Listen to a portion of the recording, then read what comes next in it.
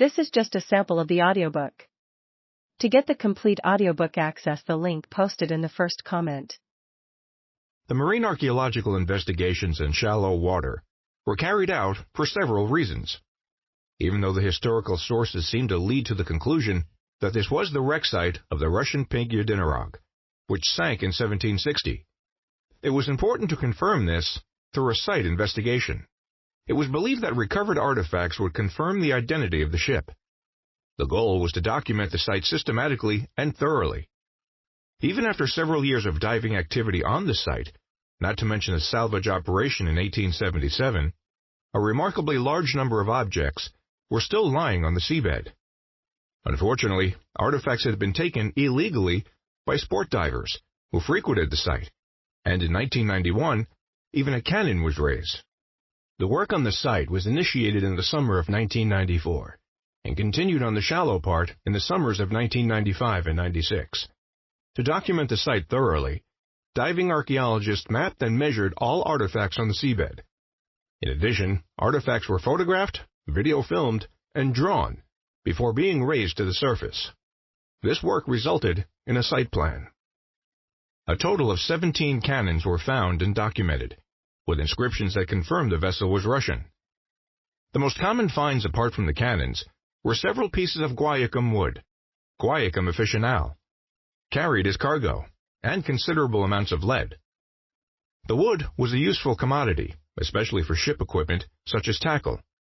The lead had several applications, mainly as supports on wooden gun carriages.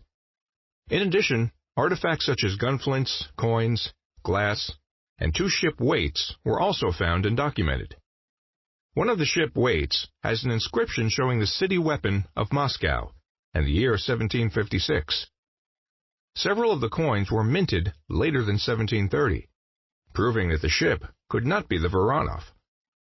In 1995 and 96, a trial trench was excavated to reveal a fairly thick cultural layer. Among the objects recovered were several gunflints and fragments of porcelain, glass, iron, and wood. This first systematic marine archaeological investigation of the site, supported by Norwegian and Russian archives, proved beyond doubt that the ship is Yedinorog. Deepwater investigations. The main purpose of the marine archaeological investigations was to locate and document parts of Yedinorog that could be destroyed by the pipeline. It was believed that the remaining parts of the ship and cargo had sunk and fallen off the steep underwater cliff, starting at approximately 32 meters.